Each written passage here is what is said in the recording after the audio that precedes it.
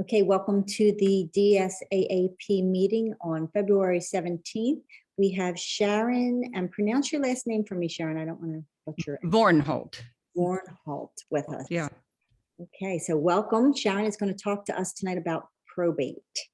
So I am going to turn the meeting over to you, Sharon, and you can start your presentation. Okay, well, it's just going to be an informal thing. I got the information from Rick, kind of where everybody was.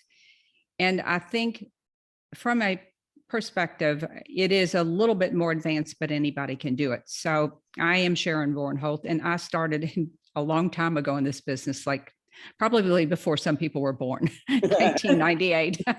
So, but I didn't discover probates until about 2008. So I invested a full 10 years and I didn't know about probate. Now, when I found out about probate, what I figured out is there was no information on it. Nobody was working in them. Literally, you could go out and 3 other people sent a letter. That was your competition. So I learned very quickly that it was a very viable source of leads. They are, without a doubt, they have always been my most profitable leads of all. There will be a portion of the people, a lot of the people will list them on the MLS, but there will be a lot of people that don't list them on the MLS and they're in investor deals. So they may be a mix of distressed properties, but there will also be what I call time and circumstances properties. Now that might be if the property is in your state, let's say the property's in New York or New Jersey, and the executor lives in California. He may know very well that he's taking way less money for the property, and it may not need that many repairs, but it's a time and circumstances. He doesn't have the time to fly back and forth and clean out the house and do all of these things. So that not every property that goes through probate will be an investor deal, but there's a significant amount of them that will be. So what I wanted to go over a little bit today was the timeline for probate, and I'm going to pull up a graphic. Now, you don't need to screenshot this or anything because I put a link in here. I'm going to put a link in here. I'll tell you where you can go and find this. It's on my blog and it's called the Probate Investing Starter Kit. So I'll put a link to the blog, and but you can get this. It'll include this graphic. But once you see that it's a really straight line process, for me, I'm a visual person. I like to. If I were starting out, I would print this graphic out and just hang it on the wall for when I forgot. So I want to talk about the timeline of probate and basically how probate works. Now, you can Google your state and how probate process. It may vary a step or two, but in general, it's going to work the same way. There are some weird rules if you live in California, God bless you. But most places, this is like any other deal. You just have to know really how to talk to these people and understand their situation. And then it's a golden opportunity. So I want to talk about that. I'm only going to touch on marketing and a little bit of direct mail. I don't know who knows anything about that, but I'll explain why you need to use direct mail. And then once you get a lead, maybe you get them from your marketing, or maybe you stumble on one like Missy did. Maybe you just find it. Well, what do you say to these people? How do you communicate with them? And the most important thing, I think Rick sent me a really good question, is understanding who you talk to. You can talk to anyone, and we'll go over that. But the only person that can sign the contract is a personal representative.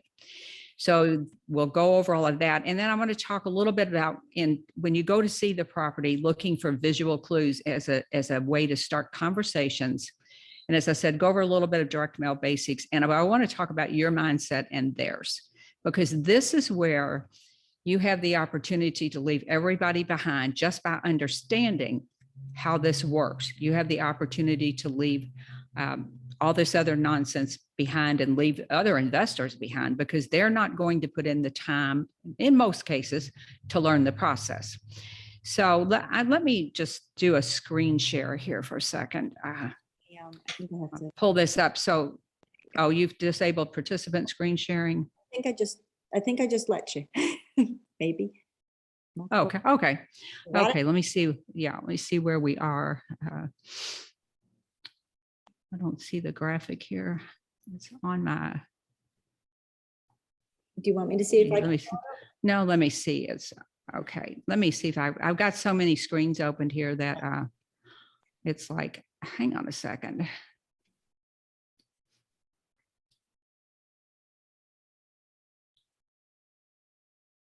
You know what? I don't think it's going to come up. Let me just talk about it a little bit and then I will get you. Let's just stop the share. Sharon, we Not see really, the I'm not. topic that you have up right now. Yeah, we see. Yeah, that's what I'm saying. It should be up there, but it's Yeah, we not coming.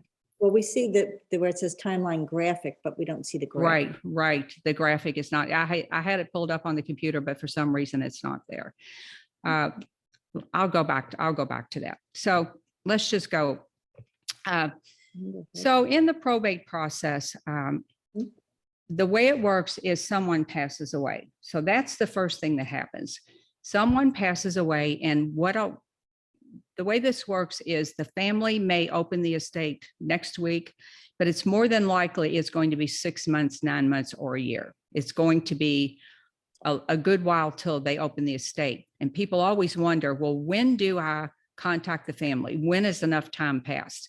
The answer to that is when they open the estate, they're raising their hand and saying, we're ready to sell the property. So that's the first thing that happens is the family has to go to the court and they have to open the estate. And generally speaking, if there's property in the estate, it's going to go through probate unless they've done estate planning, in which case it'll go like around the probate process, come out the bottom and they escape the taxes and things. So for those of you here that own property, your personal property should definitely at some point be in a trust so that your heirs or children don't have to, deal with the probate and the taxes and all of that. So that's how you get rid of that. Now understand that the attorneys and the judges behind the scenes are doing their things, but you don't need to worry about that because they're attorneys. That's why God made attorneys for stuff like this. But you just need to know enough of the terminology, the process, and when somebody speaks a term to you like executor or whatever the term is, you need to understand that term. You do not need a bunch of legal stuff. So don't think I need to learn all this massive stuff to work in probates, because you don't.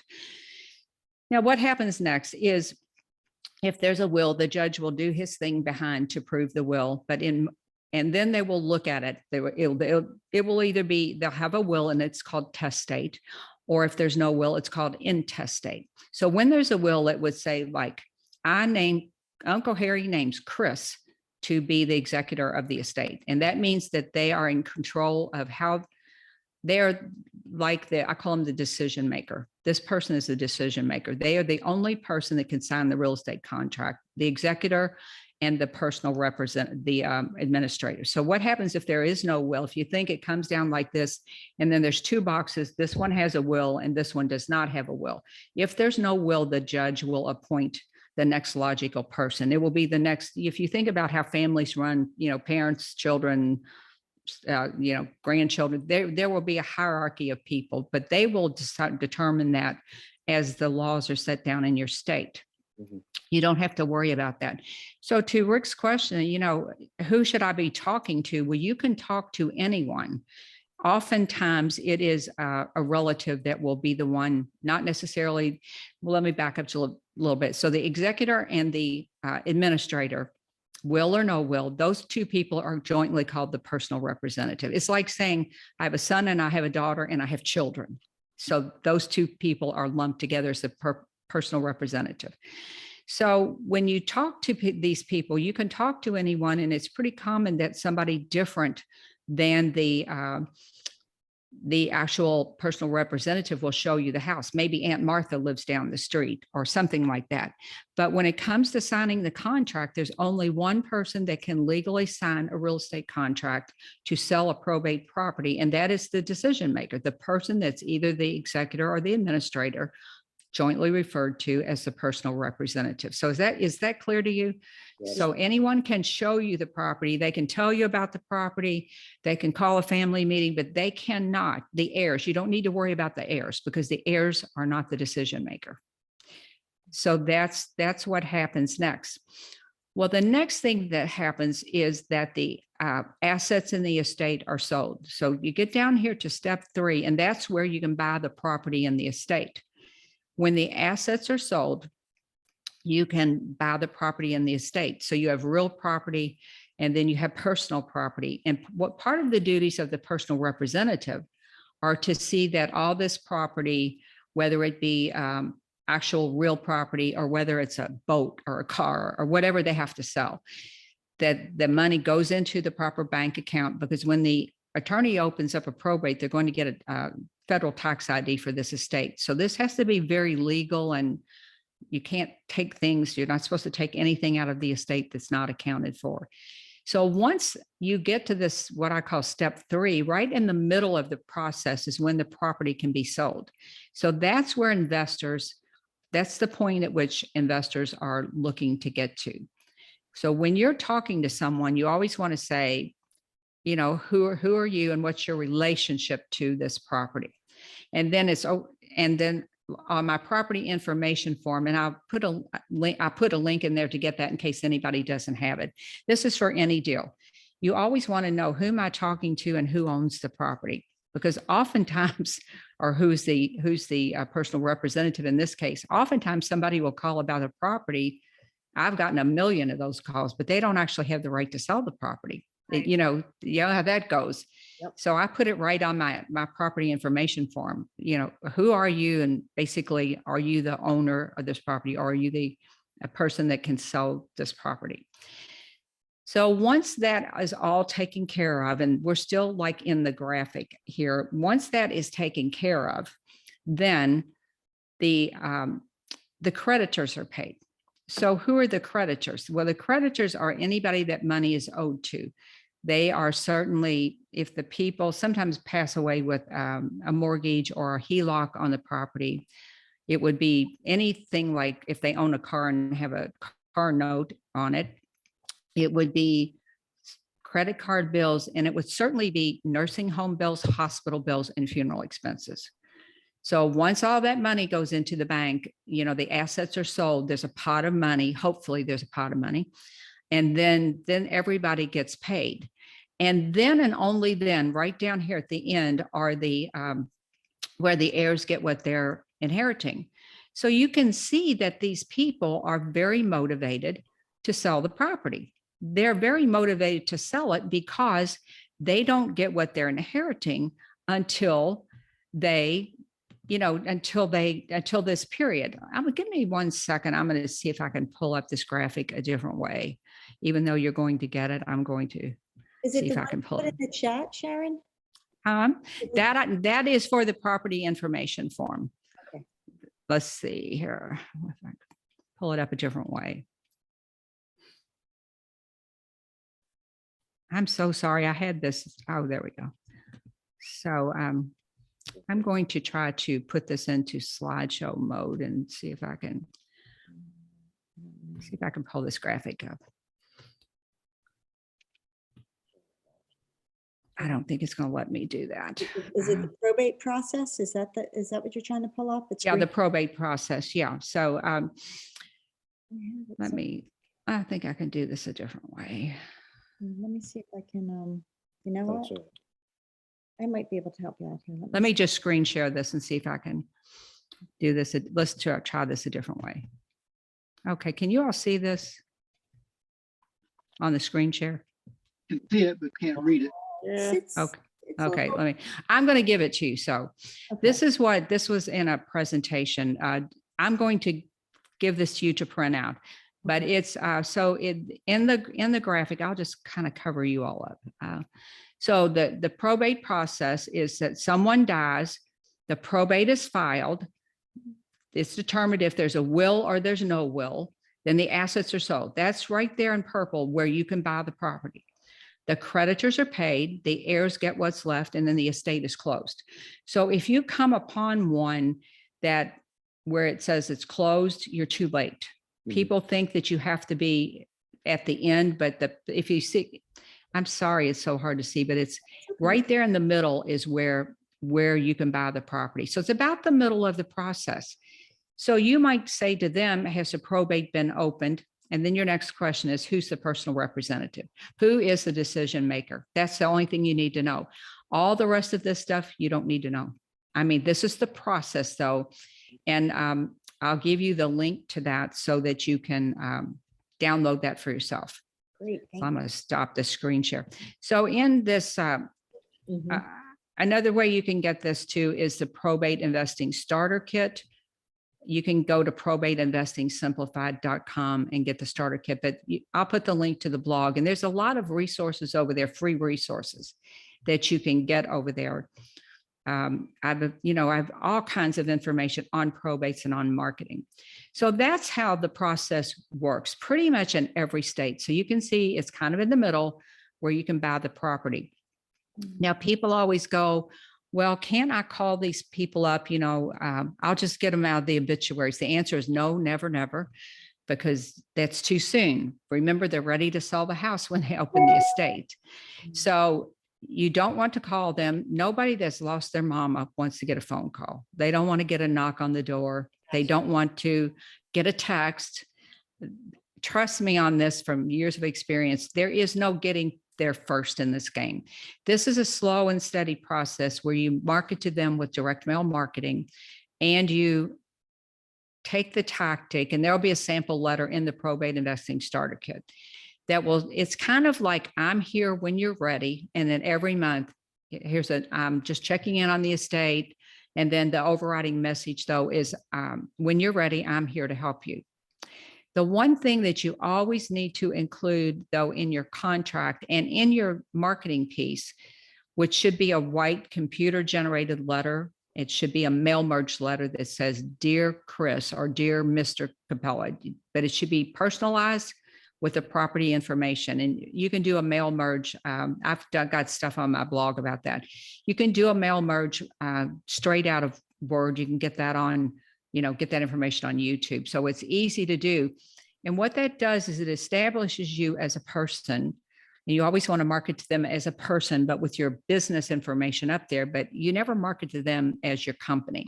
You market to them as, I don't know, who is the face of your marketing, Chris? Is it Missy or Chris or? Yeah, pretty much me. I talk to Okay.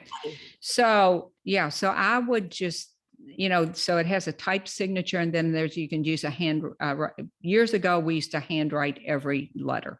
I mean, not every letter, every signature and address the letters. Now you use a handwriting font, but only on the signature. Understand that they're getting a lot of legal documents, so they're likely going to open something that's in a regular envelope that looks like a legal, looks like real mail. Right. This is not the time to get catchy and use colored envelopes and all of that. They don't like that. Somebody has passed away and they're just looking for you to solve their problem. And that is to help them get rid of the unwanted property that they've inherited. So you talk to them just on the phone. You will talk to them just like you would talk to anyone else. And I always say, tell me about your situation, no matter what it is. And then on the intake form, on the property information form, I will have, for my own purpose, how, where did this marketing come from? Maybe it was an absentee owner or probate. And there's something on there where it says state. And people always go, why do you have the state on there? And I say, because I've woken up a lot of people in California when I call them on Eastern time. So that was just a trick I used. So that person that says state, that's where the person you're talking to is located. You should really say time zone. But anyway, yeah, that's something I learned the hard way from waking people up a few times. I want to know where they're located.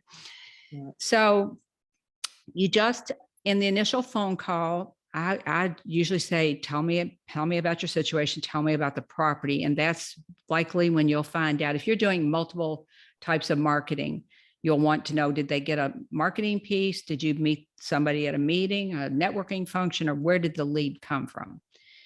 And you can customize any form to meet your needs, but you should every single time be using a form to get the information.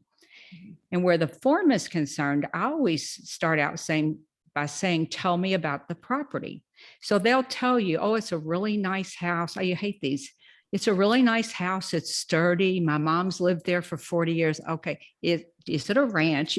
And sometimes it's like dragging the information out of them. But other times they'll say, yes, it's a 3-bedroom, 2-bath, 2-story. And I'll start checking off the boxes. And then I'll fill in the gaps with what they didn't tell me. It's the same way with probates. You treat these leads just like you would treat any other leads. Now, when it comes to going to the property, I want to challenge you to change your mindset around this. Understand that this is a legal process that these people are required to complete by law. They don't have a choice. They have to do this, and they're going to need to sell the property. And almost in every case, they don't want the property. It may come with bills, grass cutting, snow removal, maybe if you're in Jersey. They have to keep the heat on. If you're in Florida, it's going to be lawn care. But there are costs associated with the property in addition to repairs and updates. They don't want to put their money into the house, even if they have the money. They don't want to do that. So from their perspective, you are their savior. You are there to help them with the property so that they can move on with their life. That's what they're looking for. They're looking for someone that can help them move on with their life and can, in most cases, help them clean out the house. When you write a contract for a probate property, and in your marketing pieces, it should always say, if you need help, I forget how I worded it, but like disposing of the rest of the things that are in the house, you can just take what you want and leave the rest, and we'll take care of it. Now, was I ever going to do that? No. I would look at the house and go, okay, it's going to be 2 dumpsters and 5 men in one day, or, an approximation. And if I were wholesaling the house, I would include that in the repair list for the person I was wholesaling to, for the investor. If you're going to rehab it, then you need that information. It's actually a repair cost. But if you can, oftentimes they've been to the house 49 times. They got out the money. They looked for money. They looked for jewelry. They looked for other treasure. This is just the truth of the matter. And then they've got all of Aunt Mabel's crappy furniture. It's not, if it's donatable, we would donate it. Most of the time, it's not worth anything.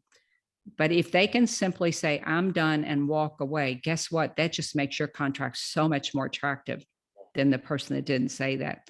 So always, always offer to clean out the house.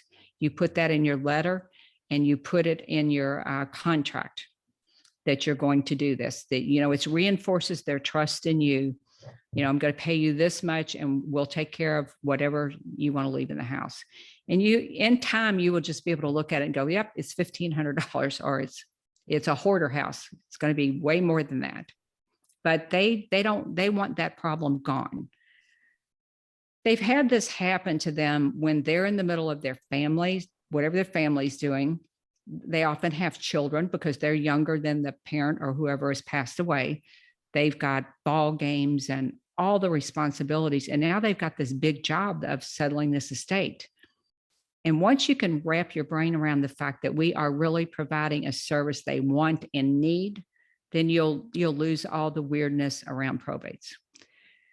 Now, when you go to the property, you already know it's a probate, and you're already going to know that you probably know that they'll call and they'll say, my mom passed away, or my dad passed away, and I'm calling about the property. So you know that I write everything down. I keep really good notes, so that when you go to the house, let's say they said, you just introduce yourself, and you just look around and say, oh, well, tell me about the property. And they'll usually start telling you about their Christmases or their fun times or things like that. And I look around for what I call visual clues. And this is how you just continue the conversation. If I saw cookbooks and I knew the mom had passed away, I might say, oh, was your mom the cook? And they say, yeah. And then they'll tell you a story. Or maybe I'll see golf clubs in the corner, and I'll say, oh, was your dad the golfer? But you just look around the room for visual clues. And that starts the conversation off, and you build rapport with these people in a very organic, natural way. It's like if you met a friend, oh, tell me about your whatever. It happens that way. So they're not going to generally talk about death. I've never really had anyone talk about that. They're there to sell the house and they want to know how you can help them accomplish this goal as quickly as possible and then move on. That's really what you're trying to accomplish. And once you can wrap your brain around the fact that this is just a conversation, it all gets easy. It all really just, can you see how that would get easier? Yeah, Just sure. having that. So that's their mindset. You know, they're stuck with a huge problem. They just want it solved. And as quickly and with as little hassle as they have to have. Now, as the investor, you have to deal with your own mindset. And that is that you think this is creepy, or you don't know how to talk about death, which I just said you don't have to do. They're never going to say, oh, my mother was murdered last week. They're not going to say that. Or she had a terrible cancer. They're just not going to say that. But you have to get your mindset clear on the fact it's not creepy. It's not something you should avoid, but you should look at this as the huge opportunity it is for you to serve people and build a very profitable business at the same time. And that's what you're doing. And, you know, we say that you'll never run out of leads, and that is true, but you never run out of opportunities to help these people. Month after month, the probates are published in some form. And I wish I could tell you there's a magic button. There's not. There are over 3,300 counties in the US, and every single county has a different procedure. So that's the bad news. The good news is most people simply won't go to the trouble to learn this. So you just have to find out in your city, your county, where you get the leads. Now, in some places, they are online. In Louisville, Kentucky, they're in the old-fashioned newspaper. But you only need 4 pieces of information to work probates. That's the name and address of the deceased and the name and address of the personal representative, the executor or the administrator. So the personal representative, that's it. You don't need a date of death. You don't need a case number. You don't need anything. So here I used to moan and groan because they weren't online. Well, little did I know that in some areas you actually have to walk yourself to the courthouse, and that gets to be a lot harder. You need to learn the process and find someone that can go and source these leads for you, because you can't build a business going and pulling probate files yourself. But do a little detective work. Google probate cases or probates plus your city, probate plus your county, and see what you can find. So if you look up like Cook County, Chicago, you'll see that they're online. If you look up, or Illinois, if you look up Harris County, Texas, Houston, they're online. They're not, there are pieces of things here, like in county records, wills are online. So you can oftentimes, if you get incomplete information somewhere, you can go online to your county records. That most of those have sites in every city. You can fill in the missing pieces. You can buy leads. They're very expensive, and I've not ever found them to be good leads. That's just been my experience. So do the hard thing and try to find out where you find the leads. And then once you find them, then it's a matter of, my process is probably what you all do now for if you find a lead. I go on the tax assessor site and I look the property up. We have pictures and it tells all the information about the property. So what I did was I look at, I have somebody that did this after the first couple of years, but they look on the tax assessor site and we determine before we mail to them, is this a property we want? Is it too expensive to rehab or to wholesale? Or is it too low of a property that I don't want it for myself? So that would be our first line of defense, because in Louisville, there's probably 100, 120 probates a month, but maybe only 70 or 80 were actually viable leads. If you're in Chicago, they have 800 probates a month. So the volume is going to depend on your population, your geographic population, and where you are. Now, if you are, most cities, I don't know what's your population there, Chris. What's your all's population? We're about 19,000, I think, in our county. Yeah, it's pretty good. Okay, so you're probably going to have to move a little bit maybe out a little bit. In Louisville proper, not counting the suburbs, we have probably 750,000. Oh, yeah. Oh, So wow. it's pretty small. You may have to go out geographical. Yeah, in Chicago, they have 12 million. So they have 800, 900 leads a month. Wow. But in an area where it's less populated, you also have less competition. So let's say you got one a month and made a great deal out of one a month Yeah. or two. I mean, put it all into perspective for your area.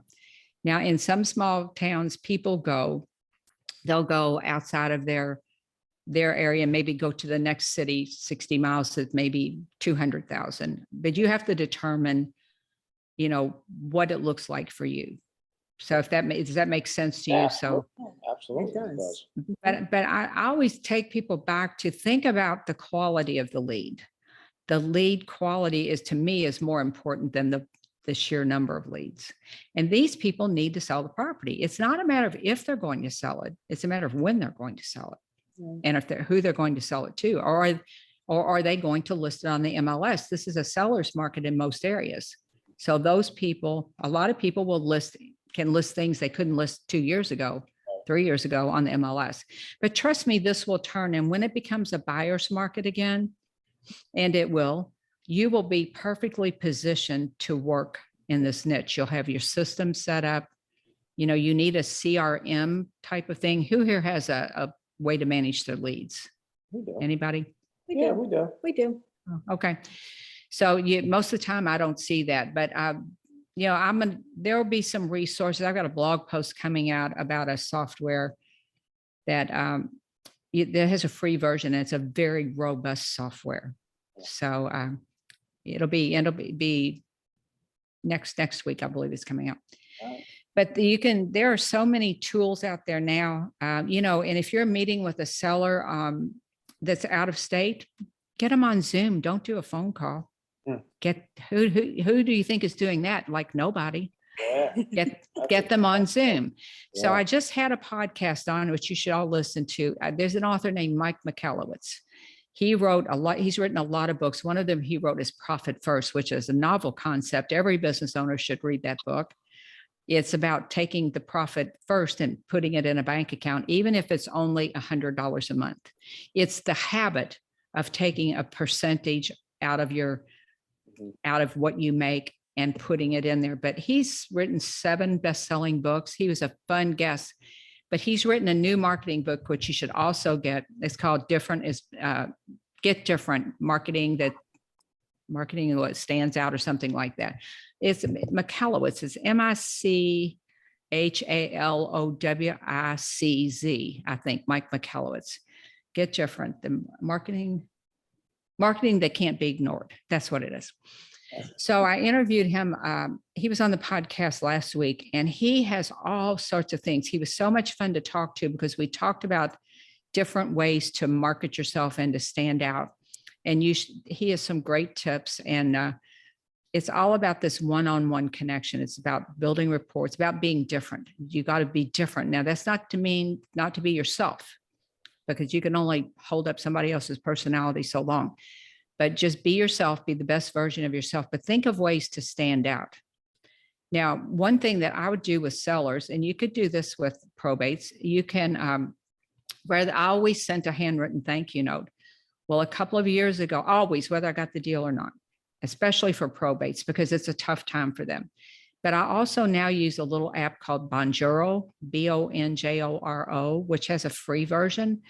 And you pop it up. You can use it on your phone or you can use it on your computer. But I might say something like, "Hi, Rick, this is Sharon Vornholt. Thanks so much for showing me your property yesterday.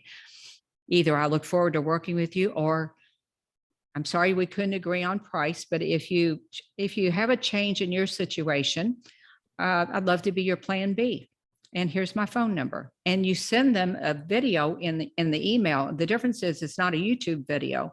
They don't have to click a link, but it's your face in this video player. They'll click on it, it'll take them to Bonjoro. But sellers in general, they remember this. And people in probate, they're like, wow, they didn't even get the deal and they're contacting me. So guess what? When their plan A falls through, guess who they're going to call? Yeah. You've just nailed it. But in this book, and I'll move on from that, in this show, he gives some little tips that you can use in any business to stand out from your competition. Because at the end of the day, the deal is not always about price. As you know, it's not about price. Isn't. Okay, so is anybody here doing direct mail? No, we are. No. Not. How about any of you guys? I've been doing direct mail, but I haven't had any success with it actually. How many pieces are you doing a month? Oh, I'd say probably just around 3,000. Okay, are you mailing everybody every month? Pretty much. Okay. I think a lot of that is from COVID. Direct mail response rates are about 1 to 2%. That's good. I mean, I guess mine's been about 1.1, but it's a lot of people that want retail. Yeah.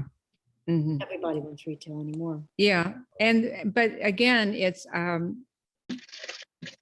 fine. I would suggest that you send these people a bonjour, get their email address, send them a bonjour. And then one day when their plan A doesn't work out, and a lot of times their plan they think they're going to get, their price they think they're going to get doesn't work out, Mhm.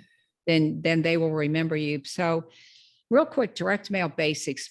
You have to mail everybody every month. You can't mail everybody every other month, because people that mail every month, like Nancy, she's going to slip in there and get your deal. So only go into direct mail. And it takes a while to build momentum in direct mail. So statistically, you'll get 81% of your deals, not your calls, but your deals at or beyond your fifth mailing. So know that too, Nancy. I don't know how long you've been doing this, but statistically, that's the way it works. And then it's like every month then forward, it's the fifth month for the new group of probates. So probates this month, they'll be month one, then or letter one, then they'll be letter two, then they'll be the third mailing, then the fourth and the fifth. And by the time they're the fifth, you've got your every month you're adding a new group. You see how this works? Yep. So after 5 months, you've got somebody in the fifth mailing all the time. Yeah. Yeah. That makes So, but yeah, go ahead. Yeah. So it all comes with your list. You need a good list. You need a good tight list. You need to take out people that don't fit. Since we're talking about probates, what I said was, look at the properties and see if it's worth a letter. Is this a property that you actually want? If it is not, and they can be too nice. They can be too nice for what you're looking for. You maybe, your area is more expensive than mine. But if it was a $400,000 house, for me, I was looking for property at or near the median price range, or maybe one step up, nothing more and nothing really bad. So if you're doing other types of mailings like absentee owners and things, you can do like an equity criteria. It must have 50 to 100% equity. You're not going to be able to get that number for probates. You're just not. So, so you've got your list, have a good list, have the right marketing piece for the situation. Now you can use postcards for most things, but for probate, you need to use the letter I said, a white paper, computer generated, mail merged letter, professional looking letter. They don't want to get a postcard that talks about their mom's passing. They do not want something that looks like an invitation envelope. People will say that. I said, maybe for something else, but not for this. Now, for most other niches, you can use oversized postcards with the same good results. So you need your list, your marketing piece, and then of course your message has to be whatever the situation is. You would speak to someone in probate differently than you would speak to someone that was an absentee owner or a pre-foreclosure. So the message on your marketing piece is important. And then the campaign, like I talked about, that's mailing. That's how often you mail, the frequency with which you mail. So the list, the marketing piece, the message on the marketing piece, and then the mailing campaign. I have a question. Mhm. For the letter that you're sending out on the white computer paper, it's Mhm. do you put it on company letterhead or you don't put it on company letterhead? I did not spend the money on letterhead. What I did was had it as part of the mail merge template. It's in the letter. So yes, I did. It's on there. with the phone number and everything. But at the bottom, I just signed it Sharon, and then my full name typed up below it. The Right. company name was on. Yes, I personally would not go to the expense of actual letterhead, but yes, they want to know who is this person I'm dealing with, but they also want to know you're a real company and you can actually close the deal. Right. Okay. Can So, I ask so a that's question as well about mailing? sure. So are you sending the same letter out every month to the same people? I'm not, sending out, it's a variation of the letter that you'll get in the probate investing starter kit. You can change out the first paragraph a little bit. So the first one might say, I like to go ahead and just acknowledge that I know that there's been a death, because if you don't, I call them condolences and no condolences. You can ignore the whole thing and just send a letter and they're going to say, Missy, how'd you get my information? How did you know? See, I don't want them to start off that way. I would rather acknowledge that I know that they have a property and the reason they have a property, and then go from there. That's the way I do it. There's no right or wrong way to do it. And in my course, I have the sequence of letters. I don't sell them individually because they're part of the course, but I'll tell you that you can keep so letter one would be that. Maybe letter two, it might be, I'm just checking in to see how you're coming with the estate and a few other things. Then letter three might be, it's been a few months, yada, yada, yada. Letter four might be, just checking in to see if there's anything I can do for you while you work through this process. You can figure it should be a path, and always the underreaching message is, I'll be here when you're ready. And you'll get a lot of deals 6 months to a year, 8 months to a year. Some people will look up and go, holy smokes, it's almost a year and I've got to file a tax return. I'll get an extension, but I got to get this house sold. Remember, they have to get a federal tax number. Yeah. So you don't need to be concerned with this, but you just, for your own knowledge, you need to know that they're sort of on a timeline once they open the estate. That was my experience. I actually have done a couple of probate deals, but it was some years ago. But and it was all from people hang on to your letters. They do. I cannot so- tell you how many times I've gotten there, Nancy, and they're tied up with a ribbon or something. Yeah. But they keep them. Yeah. Cool. I've gotten calls a couple of years after a probate too from those letters. They will think maybe they get the bright idea they're going to be a landlord. So they rent the property for a couple of years, and a couple of years later, they're tearing the house apart looking for your letter.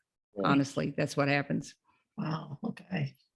So to think of this as building long-term relationships, because that's not the only benefit. I've bought properties. Maybe I wouldn't get the property that I was contacting them about in the estate, but they said, I'm not going to sell this. My sister's moving, but I have 2 rental properties. Are you interested in those? Or they tell their neighbor. So it's all about how you show up. It really and truly is. Show up, find a way to be different, be extra. I always tell people, be extra.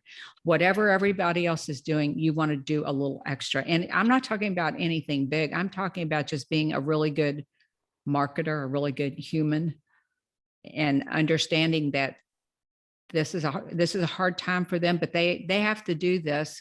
And if you can help them out, they are your best friend, really and truly. There's nothing. In all the years I've been doing this, I've had 1 or 2 people call and complain. I had one call me an ambulance chaser. And I simply said, well, I'm sorry you feel that way. And you should kind of get your own version of this. We are able to help a lot of people that suddenly find themselves with an unwanted property that's costing them money dumped in the middle of their lap. So I'm really sorry. And they said, well, no, tell me more.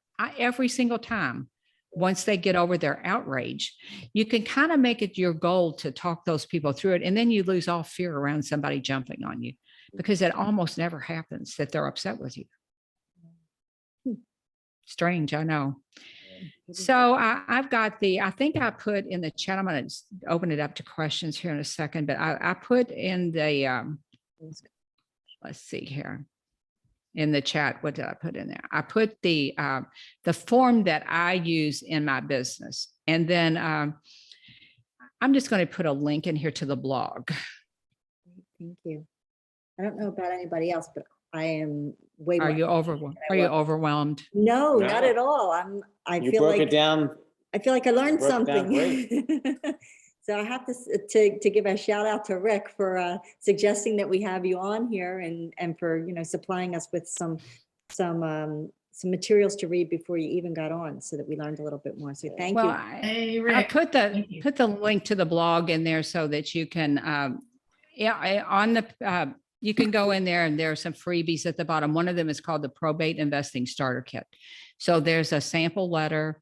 There's the graphic is in there. You can print that out in case you need to remember it, because if you don't do a lot of probate deals, it kind of goes out of your mind. And then there are some other things. There's some basic terminology like the ones we talked about.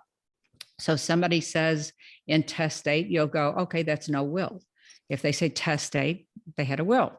Or you need to know like the terms that executor, administrator, they're both the personal representative. I always explain to people, it's like son, daughter, kids, personal representative, executor, or executor, administrator, personal representative. That's a simple way to think of it. Did you have a question, Rhonda? Okay, somebody had their hand up. Oh, that was me. Okay. But does anybody have any questions? You can just feel free to shout them out if I missed something. I have a question. Do you need an attorney to do probate? You don't in most areas. Most areas you can go to the court and get the forms, but I will tell you this. Every time somebody tries to do it themselves, they muck it up. Because remember when I talked about all the things they do behind the scenes, there's an order of things, an order of notification of the heirs. There are things that have to happen in a sequence. So here's another tip I'll give you. One time, most of the time, it's like any other closing, any other deal. I do write a little bit longer timeline in there, and I'll tell the people that it's in case they run into any glitches.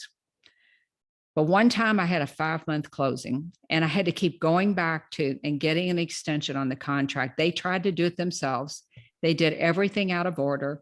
Finally, they got an attorney and they started all over. So I went to my closing attorney and I said, this has been the worst thing, because at any moment, somebody could have come in and offered, these people were so desperate to sell.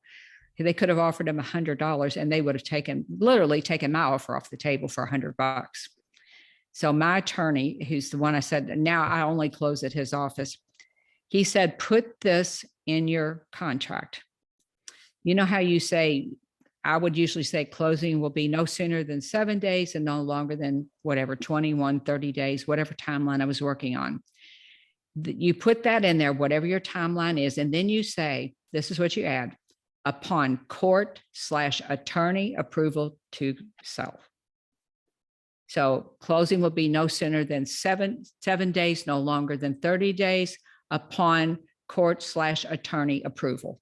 In other words, if they muck it up and it's still open, your contract stays in place as long as it takes to get it closed. You never have to worry about getting an extension ever. Nice. Okay, perfect. So I always, in my contracts, I always had like S&P contract, you know, and saved in my files. And I'd have S&P contract probate in big letters because I always had that verbiage in there. And for me, I always named the place we were going to close. And if somebody objected, I would say, well, we've already had the title work done at this company, but I guess if you really want to do it all over again and pay for it yourself, no, that's okay. Yeah. But this business is all about building relationships at every step of the way. And for me, and you could do the same with your title company, you can bet I show up over there with something little for Christmas, for holidays, right, because I want them to go, okay, Sharon's here and she needs this special thing. Right. And then, they're willing to do for you. But I think that's really one thing that sets people apart in this business is when they treat everybody like they're special and they build relationships with, I don't care if it's with the carpet cleaner. You want to make them raving fans of you. Yep. Yeah, I agree. You have to make people feel special. Mm-hmm. Everybody wants to be special. Mm-hmm. Yep. It's true. Sharon, I have a question. Okay. You indicate not to send out send out your letters until probate is open. How do you know when probate is open? You have, but you have to go online. Remember, you search and see where the information will be online or in the newspaper or when it's a legal process. You know how foreclosures are filed when they're filed in the legal section of the newspaper? Yes. Everything that is filed that's court related is somewhere. It's your job to find out where it is. Now, I know someone in another state that they would get, they got a legal publication from their attorney. They actually subscribed to a legal publication. It cost them about $100 a year, but in there it had all of the information, and there was some way that they downloaded that information. But it's a legal proceeding, and where you'll find the information on probates, if it's in the newspaper, will be in the where the legal notices are. Okay. That's where it will So be. when it's listed there or wherever it's listed, it will have that the owner name and address and that piece of it, or you're going to have to go back and find the original probate? It should have it. It should have it in there. Worst case scenario, and I don't advise this because this is just so darn entertaining. Most wills are published online, and you can go down the reading wills hole and it'll say, I got mad at Chris in 1989, sold that motorcycle after he gets nothing. And they'll name off all their relatives, and it's like, they get nothing. They wronged me. And it's just, you can just, if you ever get depressed, go read wills. It's really cool. Okay. And sometimes you can search, like if it's a name that's like my name, if you go on the tax assessor site, or if the deceased has an odd name, you can simply look them up. If you can get information there. You can go to online records for your county. Sometimes you do have to piece them together. It depends on, again, I can't tell you about your area, how you get the leads. I just don't know. Yeah, the last I checked a couple years ago, I'm in Long Island, and you had to go to the courthouse and sit down in one of those old computers. This was Oh my gosh. pre-COVID. Yes, literally, this was before COVID. But you had to sit at one of those old computers. That took you 15 minutes to figure out how to process, how to move forward on it, and that's the only place they had it. Well, what I would do is go figure out the process and very discreetly film it on my phone camera phone, and then nail down a process, and then find somebody to go do that for you and pay them to go do it. You can find somebody to go do it for you.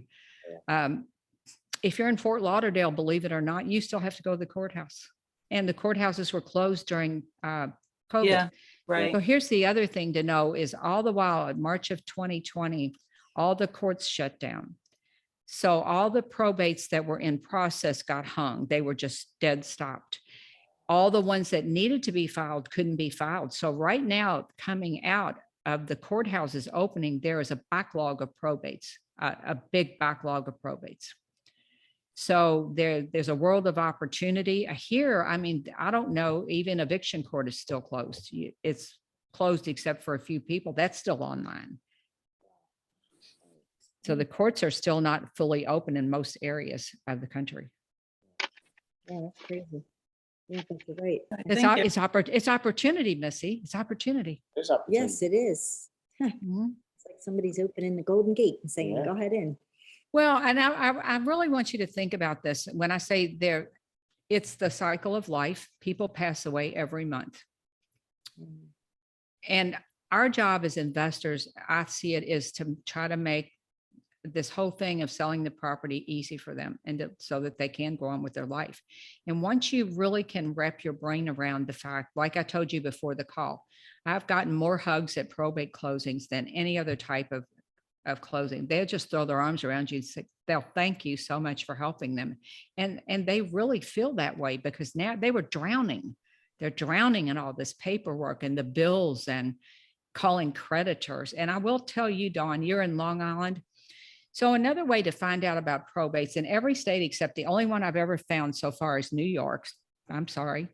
But there's a notice to creditors published in the paper. Remember when I said the assets are sold and the creditors are paid? In almost every area of the country, that's published in the newspaper. And many cities, it's published for 2 consecutive weeks or 3 consecutive weeks. And then after 6 months, the creditors are out of luck.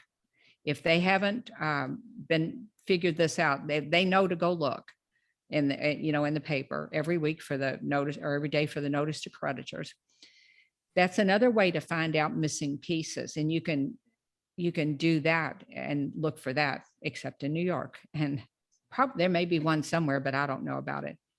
But if you're in New York, it's not a law that the creditors have to be notified. So I don't know how they find, I guess they read obituaries and cross-reference it with their database. I don't know how else they would know. But the notice to creditors is often full of information. Notice to creditors. That's- Just Google it, notice of creditors, your county. How do you, Okay, thank you. how do you keep from getting too attached? See, I think I would find myself getting very attached to the people To, helping, to the people that I'm buying from, to the people that are selling me their property. You know, you're saying, well, you're I think I'm going to get attached. not, well, that's what makes it an easy conversation, Missy.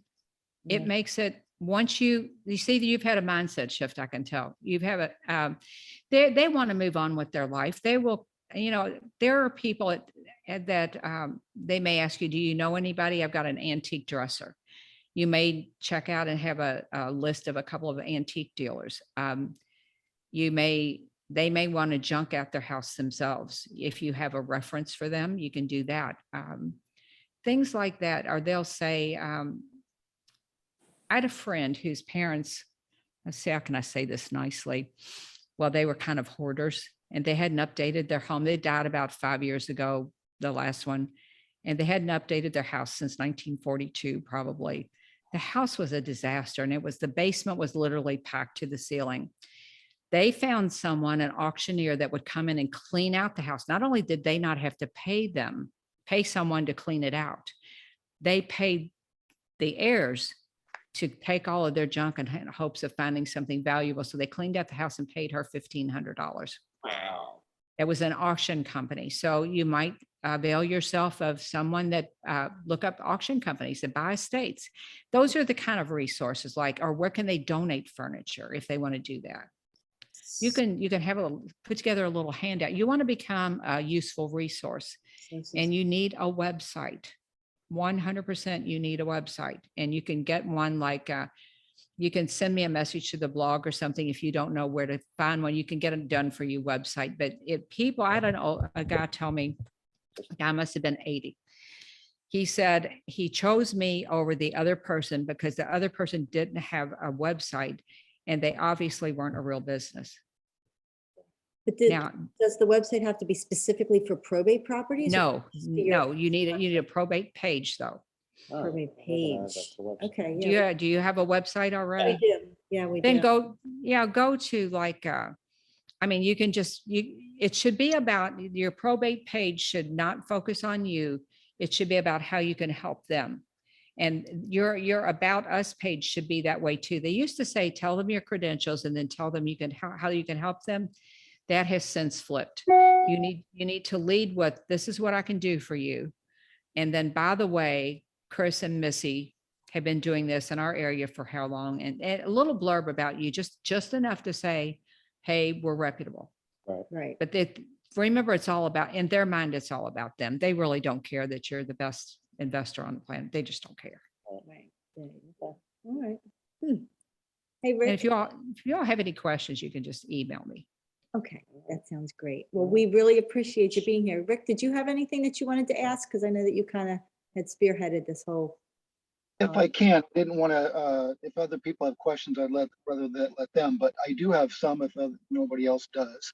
I wanted to ask Sharon at the beginning when you showed the graphic and you talked about intestate or testate, regardless of which one of those it is, does it have any impact on that timeline? No. It's just is a process where they determine who the decision maker is. Whether the executor is named in the will, it's named that Rick will be the person, the deceased that's named you. And in intestate, there wasn't a will, so they appoint someone, the judge or the court appoints someone, but it has absolutely no bearing on anything. For an investor, it just means for you need to know who can legally sell the house. That's what you need to know. Perfect. And so if someone says, well, I am, how do we know that? Is that published at the county that this person has been issued? I can't think of the right word, assigned. Yeah, well, yes, and I've never had it happen where the wrong person tried to sell the house. Now, the attorney or the title company will discover that. If you get any kind of a strange feeling about it, the actual paperwork is called, you can ask them for the letters. It's the letters of testamentary, but they refer to it as the letters. You can look that up and Google it. So the letters will say that Rick has been appointed by the court or Rick is named in the will as the executor, but they're called the letters. Yes, there is actually a piece of paper. And if they ever had to prove it, they would need that piece of paper. And attorneys and title companies, they can go look this stuff up, through the court system. But I've never actually had that happen, but I take great care to be sure I've got the right person verbally. I ask different questions but I've never had that happen. But yes, to answer your question, yes. Perfect. Next one was trust. So if they are in a trust, that still means they can sell it if they want to. What do we do from there? So when they say, yes, it's in a trust, do we just ask, or are you interested in selling? Are you going to hold it? Yeah, it won't be in probate if it's in a trust, Rick. Remember, the graphic is a straight line graphic. What happens is at the top, when somebody dies, it goes around like this and comes out the bottom of the probate, Homes that are in a trust escape probate. Now, the way you get those is you can purchase a list called an inherited list. There will be some crossover. Some probates will get in there by mistake. And I don't remember, just Google inherited list. There's a couple of companies that sell them. Those will be homes in a trust, but you're 100% right. So if you have a situation where someone put the house, it will be either an irrevocable trust, which means they could change their mind before they pass away. I could say, I'm going to put my property in a revocable trust. It means I can change my mind and later take it out if I want. If it's irrevocable, they can't change their mind. But what happens with a revocable trust for estate planning is the moment someone passes away, it becomes irrevocable, meaning the family can't change it. It comes out the bottom again with no taxes, no inheritance taxes or anything. So those properties, you're exactly right. They may very well want to sell those, but that's how you find those properties. And you merely send them a letter. You would change the verbiage up a little bit and say, I understand, that you have this property that's in a trust and wanted to see if you want to sell it. You just put together a letter and it's either a yes or a no. In many cases, it'll be a yes. They still want to sell the property. Perfect. I got a question. We have time for one more question because then we're over our hour and I don't want to take advantage of Sharon's time. So do you have one more? Well, I can let somebody else go. I do have another one, but if somebody else wants to ask. I'm good for you to ask it if you want. It's fine. Yeah. So quickly, I was curious, Sharon, how you target attorneys. Do you just send them letters to try to work with attorneys? I always wanted to do this, but I feel like they must be a hot commodity and probably 1,000 people have already tried to build that relationship with them. Well, they will kill you if you mail them every month. So when you get your here, when you look in the paper, it will say who the executor or who the personal representative is, and sometimes it will be an attorney. When I looked through those over time, it was always about the same 3 attorneys. But you want to really target who's actually doing probate, because if you look up online for a probate attorney, everybody's a probate attorney, but they're not really. They do maybe one a year. So I think the way you should do it is know that they're professionals, and you should maybe send a letter and say, I'd like to set up an appointment and buy 30 minutes of their time. Go in and see them and talk to them. And they may say, just send me some information. That's okay too. I think you should mail attorneys only a professional letter every 3 months, something like that. But get in front of them. If they charge $200 an hour, $300 an hour, set aside the money to buy 30 minutes of their time. They may not even charge you once they see you're willing to come in, but go in there and meet with them. And if they say, no, Rick, we already work with the Capellas, We love them. Well, one day, you know what happens in real estate. They're going to get mad at Missy and Chris. That's going to happen. And you just keep going back to, well, if they ever don't want the deal, I'd love to be your plan B. So call me if you have a property they're not interested, your person A is not interested in. Just again, a casual conversation. But yes, you don't mail them the same letter because in my experience, they look on the tax assessor site and the house can be worth $30,000, but it says it's worth 150. They don't know it's been burned down on the inside. All they see is that 150. They're uneducated about real estate too. So you have to kind of come at them from a different angle.